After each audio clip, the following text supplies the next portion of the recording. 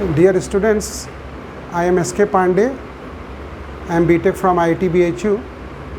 I will teach you today this oscillation of system of two masses connected by a spring. Two masses M1 and M2 एक spring से connect हैं. उस spring का spring constant K है.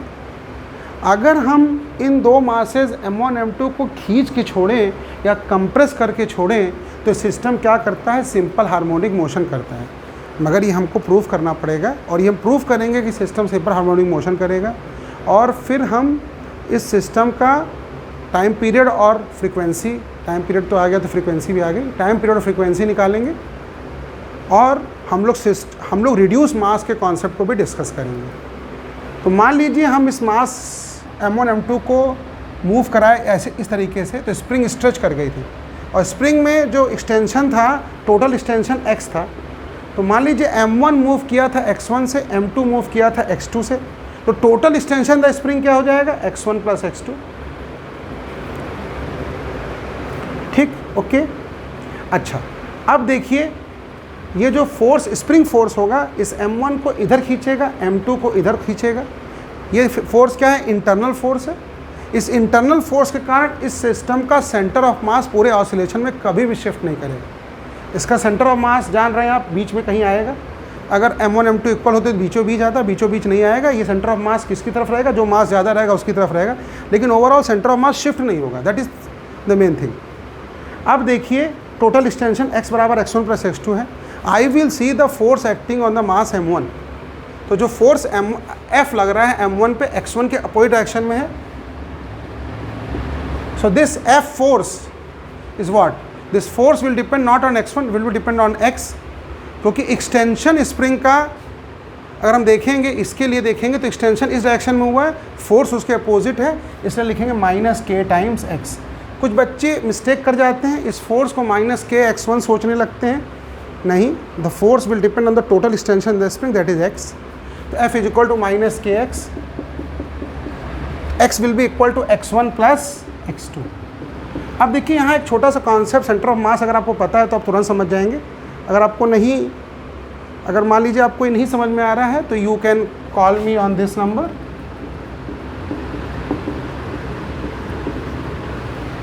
I will explain this concept in more detail, center of mass concept in more detail. If you are not able to understand this, please call me.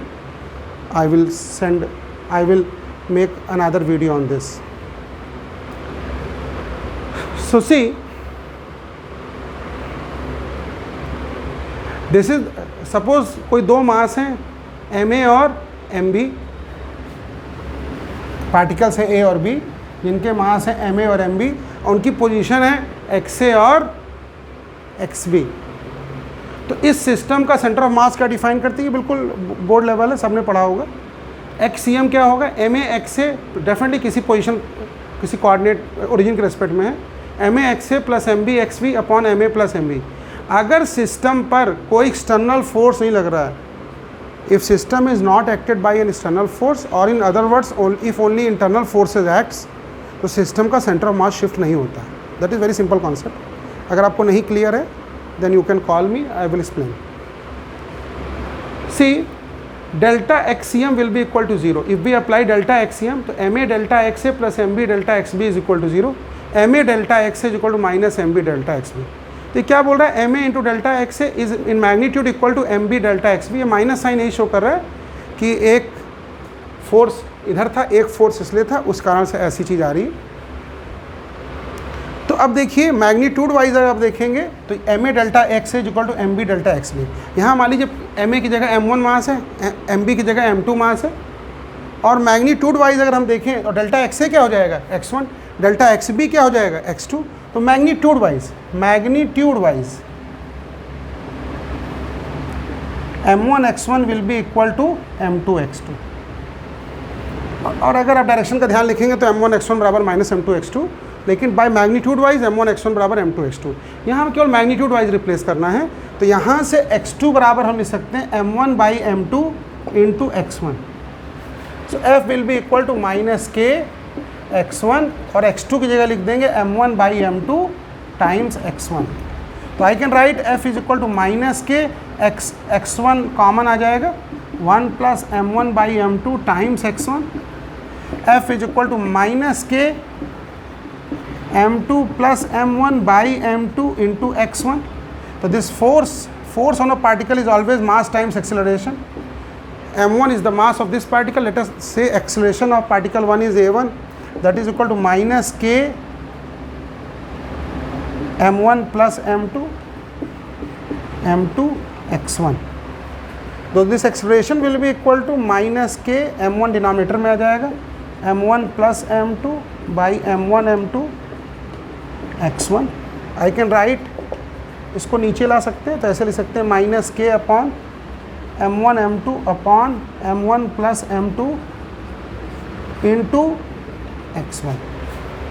इस चीज़ को हम reduce mass कहते हैं. क्यों कहते हैं अभी हम एक्सप्लेन करेंगे. Let me shift my camera. So ये जो इसको हम बोलते हैं रिड्यूस मास बोलते हैं. This is called reduce mass. We denote by letter mu. Mu is equal to m1 m2 upon m1 plus m2.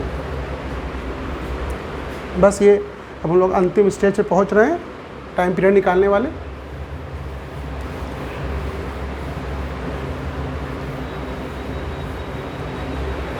हम लोग जानते हैं जब हम लोग जो सिंपल सिस्टम SHM का सिस्टम होता है, अगर किसी स्प्रिंग से हम किसी मास को कनेक्ट कर दें तो F is equal to minus k x, m a is equal to minus k x, a is equal to minus k by m x. Everybody who have studied elementary SHM knows that minus omega square x is equal to minus k by m into x. Omega square बराबर k by m. Omega is equal to root k by m. Time period is equal to 2 pi by omega, that is 2 pi root M by K. यहाँ पे देखिए जो यहाँ पे k by M आ रहा था, यहाँ पे k बाई ये आ रहा है. इसका डायमेंशन मास का होगा, इसीलिए इसको हम लोग रिड्यूस मास बोल रहे हैं, क्योंकि पिक्चर में इसका मास नहीं आ रहा है, ये चीज़ आ रही है, तो इसको हम रिड्यूस मास कहते हैं. तो अगर हम यहाँ पे a1 की जगह लिखेंगे माइनस ओमेगा स्क्वायर x1, तो हम x1 से x1 कट हो जाएगा. यहीं पे a1 की जगह लिख रहे हैं तो x1 से x1 कट जाएगा. ओमेगा स्क्वायर बराबर ये हो जाएगा. इसको हम रब करेंगे इधर. तो omega square is equal to k upon this we have already said mu, k by mu. तो omega is equal to root k by mu.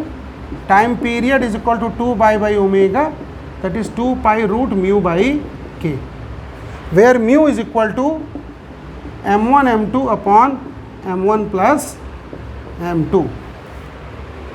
So we see कि दोनों पार्टिकल सिंपल हार्मोनिक मोशन करेंगे. और आप क्योंकि same discussion इस type का इसके लिए भी होगा, इसका भी टाइम पीरियड सेम आएगा.